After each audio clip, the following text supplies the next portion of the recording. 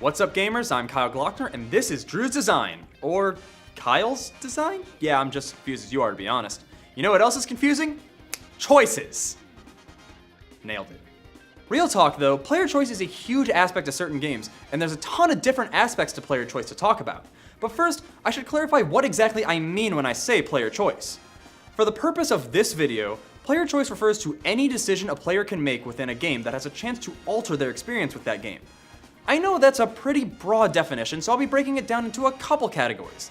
Let's start with one of the broadest categories, character choices. Like I said, character choices is a pretty broad category, but this one can be broken down into two very distinct methods of choice, aesthetic and functional. Aesthetic choices are pretty self-explanatory. These can include changing the physical appearance of your character, such as their hair length, color, or style, the clothes they wear, their gender, race, or anything that solely affects how your character looks, speaks, or acts. While many games across all genres have started to implement some sort of aesthetic character customization these days, these features are most common in RPGs such as The Elder Scrolls, Fallout, some of the newer Fire Emblem games, and even in games such as Kirby's Squeak Squad, where you could change the color of Kirby at will. A lot of times, a player is given these choices in order to help immerse themselves in the game and almost allows your character to become self-insert, if you choose to make it that way.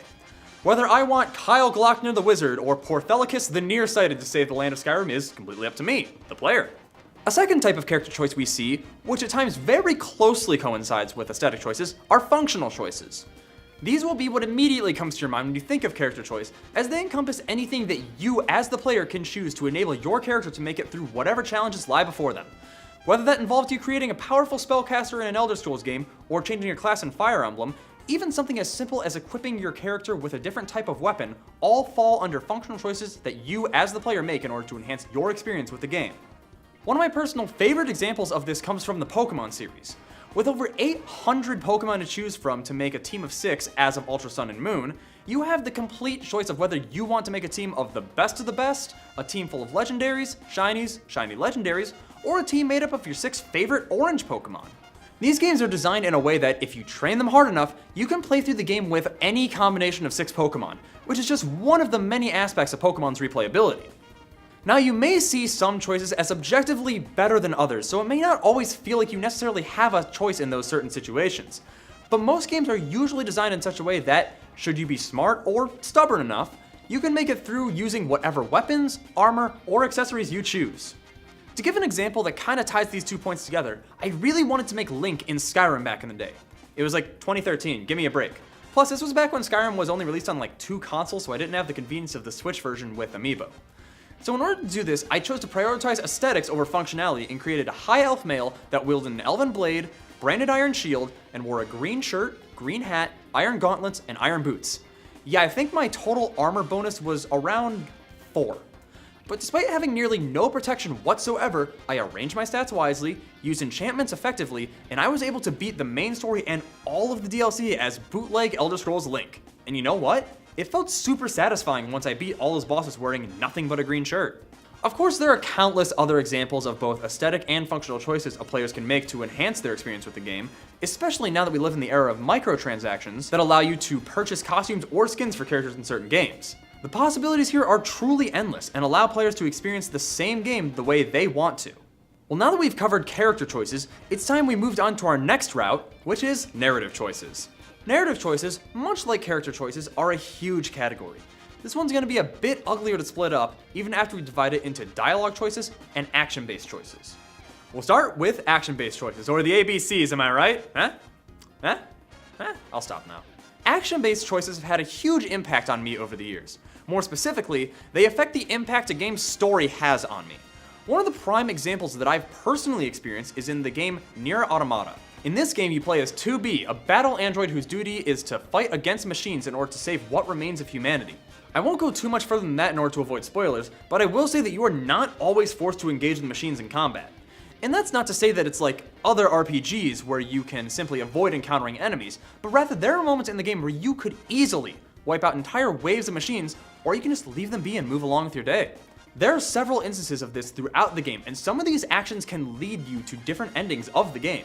Of course, there are other examples of action-based narrative choices, such as in the aforementioned Elder Scrolls series of games, but I feel as though Nier's plot offers some of the greatest examples of these choices. Being forced to constantly make the choice to fight or abstain really made me consider some of the points the game was trying to make with its story a lot more than I would have if the entire game was just a mindless hack and slash. We're in the home stretch here, folks, so now I'll start talking about the second type of narrative choices, which I'll refer to as dialogue choices. Dialogue is more than just a familiar concept in games. Almost every game out there today has some form of dialogue within its code. The spoken words of an NPC to your character, a cutscene between multiple characters, or even the plot of the game itself. All of these things tie back into dialogue in some way. The main way we see choice regarding dialogue is in relation to what is known as a dialogue tree. What this means is, say a character asks you a question. You're given 3 dialogue options, each of which branch off to a different response from the character you were speaking to. Now, these branched off responses may merge back into the same string of dialogue, or they could continue branching off, getting further and further away from each other with the more choices you make in dialogue. I know I use it as an example a lot, but I'm going to go back to the Elder Scrolls for just a moment. Sometimes when talking to another character, you'll be given some different options when speaking to them. A lot of times, these different options are just flavor text, or options that are there for the sake of role-playing your character a certain way. But other times, there are options to persuade, intimidate, or deceive the character you're speaking to. If you've built a rogue character who's all about lying and stealing, then you may choose to go with the deception option. If you built a brute who has all his stats poured into offensive skills, then you may go with the intimidate option. A lot of times, these dialogue options don't have a huge impact on the game overall, but allow different builds of characters to have an equal footing in most situations. I would argue that the genre that uses branching dialogue the best is the visual novel genre. For those who don't know, visual novels are just that. A novel accompanied with visuals and audio that allow the player to advance the story at their own pace, just as they would if they were reading a paper novel. What's different about visual novels is that more often than not, they contain branching paths leading to multiple endings. How do you get to these endings, you may ask? Well, since the only thing you can really do in a visual novel is listen to and respond to dialogue, and I'm talking all about dialogue-based choices, I think you can figure it out. To name a few examples, Steins Gate, Clannad, and Fate Stay Night are all visual novels that contain branching dialogue that you, as the player, can control in order to take the game towards the direction that you would want it to go in order to achieve the ending you desire, or work to find a true ending. Going back to what I was talking about earlier with aesthetic choices, this can help a player immerse themselves in the story of a visual novel, allowing them to control the story as they would, reacting the way they would react, etc. There are a ton of other examples of this type of narrative choice, such as in the social links of the Persona series and bonding with your classmates in the Danganronpa series, to name a few. All choices, whether they be aesthetic or functional choices a player makes regarding their character, or the action-based or dialogue choices the player makes to alter the narrative, affect how you, the player, enjoy the game. It's becoming increasingly common for games these days to offer the player some kind of choice when it comes to their character or the narrative, which has helped many games stand out amongst others released alongside them. Maybe after watching this video, you'll come to appreciate some of the little choices a game allows you to make. If you have any questions, thoughts, concerns, or have any other aspect of game design you want me to cover, tweet me at ZTVGoofingOff using the hashtag DrewsDesign, or Kyle's Design, or whatever. Thanks for watching, and enjoy the rest of your day.